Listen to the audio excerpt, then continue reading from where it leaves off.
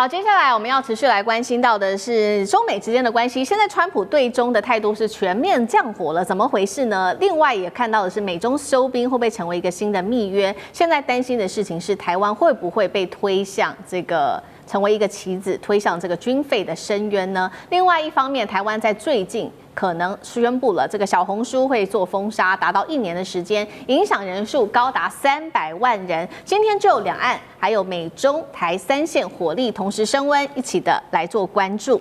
好，我们赶快来看到是美国总统川普，他为了避免今年好不容易啊，真的可以跟中国大陆敲出了这个中美稍微在贸易上休兵，结果川普政府是突然间踩了刹车哦。那我们看到他做了什么样子的一个动作呢？他说呢要暂停制裁中国大陆的国安部，另外呢他还说不推新一轮的重大出口的管制了，官方所有接下来和中国大陆有关的一些措辞都会变得比较缓和，并且来做修改。这边提到了包括缓和的项目，像是国家安全战略跟国防战略报告，只要是跟大陆有关的这个修辞，他们都会做一个比较缓和的修改。在这个时机点上，重点是川普啊，他才其实跟台湾刚签下了台湾保证落实法案。那看到这个签下去之后，贝森特就想要赶快缓和一下气氛，于是呢，签完之后没多久，几个小时他就立刻说了，美国同时是大陆跟台湾的盟友，而且我们的对外关系是没有改变的。但是重点来了，贝森特灭完火之后，媒体又追问他说，如果说大陆武力犯台的话，美国你是否会出兵呢？贝森特是指回了，这是假设性的问题，所以我不想要多做回应。这个讯号，我们现在也来做一下解读。台湾的保证落实法案当时是要求说，美国每5年可以重新检视对台的交往准则。但是另外一方面，我们看到这个对台湾来说，到底美国会不会真的保护台湾呢？来看到这个川普重返白宫之后，他一直避谈有关于军事协防要不要来保护台湾，他一直把焦点转向说，你台湾应该要提高你的国防支出吧，到 GDP 的10%。那确实，我们看到赖清德总统在最近也最新宣布了，2026到2033年台湾的军购总额持续的上升，达到了1.25兆元新台币，好，史上最高。美中现在休兵，川普则是全面的降火，这是真的停战吗？川普的布局是什么？接下来如何看美中之间的关系？张将军怎么看？我认为现在就是。中国大陆跟美国，尤其是美国对中国大陆采取的是一种柔性外交，它并不是这种刚性外交，或者是这种硬性的这个硬碰硬的外交。它这个现在美国要自己走的呢，它是从这个筹码交易之中啊走向双赢，是这个样。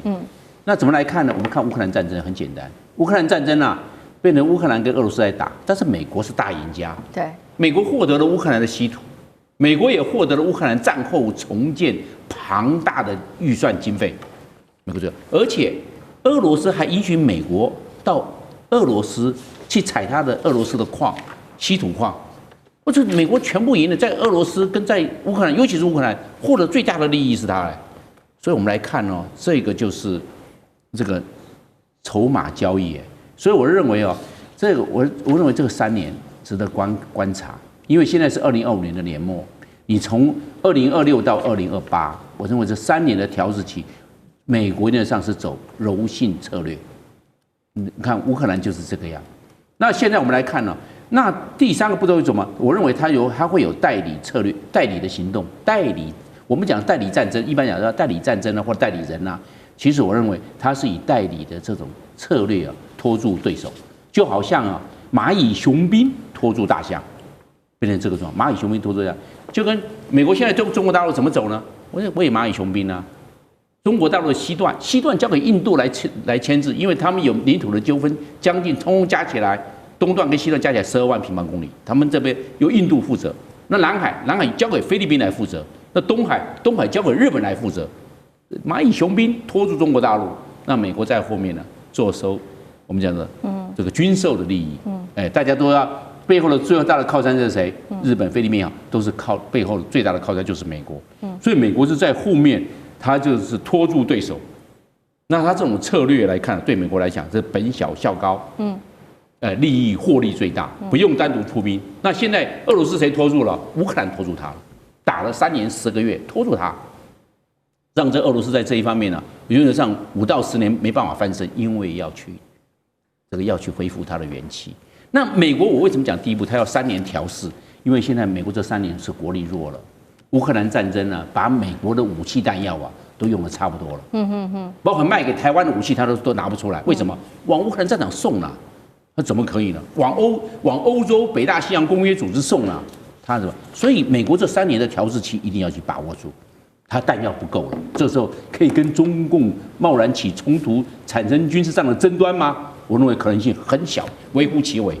所以他就按照我的筹码的交易、代理的策略行动，还有蚂蚁雄兵策略来对中国大陆实施利益上的交换，跟筹码上的互利。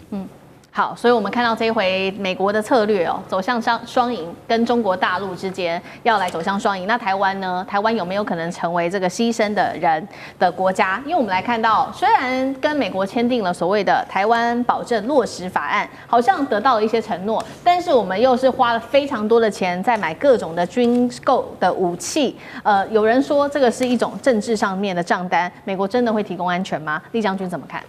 我们台湾碰到诈骗集团了。美国就是诈骗集团渣男，对不对？这个骗我们的感情，还骗我们的钱。为什么我这样讲呢？这个台湾保证这个落实法案，等于我将它形容成就是一个渣男在骗一个女孩子，叫你来投资，把钱给我，然后之后来讲的话，把你抛弃，有什么用呢？我们看一下美国现在很重要一件事情，他在签什么呢？他现在正在签的叫做美国的国家安全战略到国防战略报告，这2本对美国来讲是很重要的。什么叫国家安全战略？国家安全战略就是包括我们这个国家里面包括经济，包括到我们的军事，包括到我们的外交，包括这个美国的地缘战略，整个都包括在里面，来确保美国的安全所以这叫国家安全的战略。那之后来讲叫做国防战略那因为要有国家安全战略，里面有财经的，有所有包括在里面，然后他来指导国防我们应该怎么做。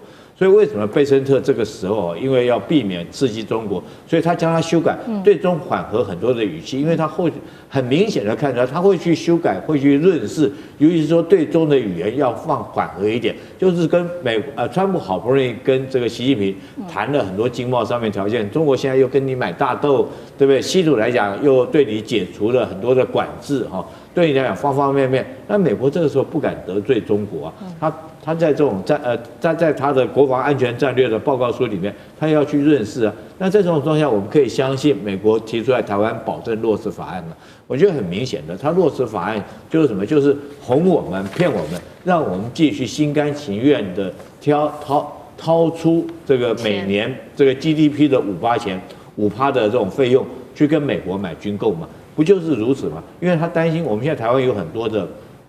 但也有很多反弹的声音，大家提出很多的疑虑我们没有什么要花那么多钱，让我们要买什么武器？是不是买的武器并不符合我们国防上面战略安全上面我们自己的需求？那你美国是不是有清库存的协议？我们现在很多在野的提出相关的质疑，那尤其说我们最重要的质疑一点，我们花那么多钱付了保护费之后，那如果说台海之间万一发生战争的话，你美国会不会来协防台湾？那川普这时候就很明显，我会来这个你们把钱给我我保证我们会落实法案，仅此而已啊！你觉得这像不像是这个一个渣男在骗一个少女的钱，说你把钱给我，我帮你去投资你投资给我，将来一定会娶你。那之所以到之后会怎么样我想说应了这个套用一句高市早苗的话，真的有到那么一天我们跟美国讲，你那时候有保证落实法案，美国会说，对于当年的法案，我予以尊重，对不对？这大概也就是这些外交指令你认为他真的不派兵，他就跟高市早苗现在的回答一样嘛我尊重你的看法，尊重那个法案，仅此而已。就像他说尊重这个中日当初签的合约，那中国要的不是要你尊重而已，是要你重新再承认这个条约，台湾是属于中华人民共和国的一部分。那如果说这时候美国提出这个，我们如果真的打仗他不来的话，我们能讲什么？我们还是什么都不能讲。好，这个是美中台现在之间的这个关系。那另外一方面，我们也来看到，那如果是把这个美国拿掉，我们来看到现在两岸之间的关系，这一件事情是否也涉及到有关于政治呢？因为这个其实也在台湾的内部延烧的这个议题，就是小红书。因为国安局最近点名了，说小红书，很多台湾人都有在用嘛，现在大约是300万的台湾的民众有在用，那就针对小红书，再加上总共是一共5款大陆的 APP， 他们说具有资安风险，所以要来做禁止。那他就说呢，因为小红书要禁的原因是它有1700多件的这个涉及到涉诈，那么财损超过了2亿元，所以说接下来要下架1年。那在野党也批评啦，不是小红书涉诈，包括了其他平台，美日韩拥有的平台 Facebook、Line， 它的诈骗也这么多，为什么你就只是禁入戏而已呢？这件事情是否涉及到政治上面的考量？因为台湾其实上百万的，主要很多都是年轻人，都有在使用小红书。杨老师怎么看？一觉醒来，小红书连不上了。对，我的小红书真的连不上。我测试了2次。理由当然不是治安跟诈骗。他说2年来，总共小红书被检举的有1700多则诈骗，那金额来到了2亿多台币。你知道，过去这30天，我马上就上我们数位发展部数发部自己的网站，它会让你去查询7天、14天、30天到今天为止的这30天，我去查到底哪一些社群网站有被检举多少则，总共最高脸书51827，然后呢 Threads 10318。Instagram 7132，这边整个这个图像好出来，没有小红书，因为小红书在过去这30天不到100则，因为它2年才1700嘛，人家脸书30天就5万多，做折数呢，那我们1个礼拜台湾被诈骗的超过3亿，小红书过去2年才2亿，完全在比例上说不过去。用这个理由，我觉得年轻人不会相信的，因为小红书是一个生活指南。我有时候上去看的时候，看的那个旅游啊，其实很巨细靡遗的讲一些东西，但美妆比它多了但是它那个运算呢很细，你慢慢的找出来的东西，它会很快的提供给你，而且广告比较少。我觉得政治的东西也不多，基本上就是个改良版的 Instagram，在日本、在美国现在都有在用。前一阵不是拜登要进 TikTok 的时候呢，美国很多人就转到这个 Redbook 的小红书去了。所以我是觉得，当然跟这个无关。而且最近这个新闻出来，就是美国一个 AI 公司要帮小红书在日本东京的资料中心去购买 NVIDIA 辉达的晶片使用，就表示说，美日中民间商业的运用，因为政治的因素，他们自己也找到了一个因应之道。有没有违反相关的规定？其实有争议，变成一个新闻的报道，但表示说有这个需求。那台湾这边呢，超过300万人，光去年呢就127万下载。所以我今天支持小红书带了一个这个，那因此我就回去书爬啦，看到原来8月份那个时候他们在推大罢免的时候，曹新成陈新就骂小红书，骂这个 TikTok， 说就使得年轻人不支持大罢免，应该把它禁掉。后来大陆这边有学者说，两岸的年轻人因为小红书等相关的他只是讲出来其中之一相互的理解，彼此就不会发生战争。不发生战争不是好事吗？所以我觉得民进党这边其实接下来他就是为了这个选举，他就是禁止你两岸的年轻人、台湾的年轻人更了解中国大陆，然后彼此之间更没有仇恨，因此相互理解。我觉得政治的动机非常的明显。那接下来我就担心了，是不是抖音啊、淘宝都会被禁？好，谢谢杨老师。那我们休息一下，马上回来。地缘政治、美中之争、战略价值、强权崛起，小国生存。现在与未来，洞悉事件走向，掌握世界脉动，全球观点尽在环球大战线。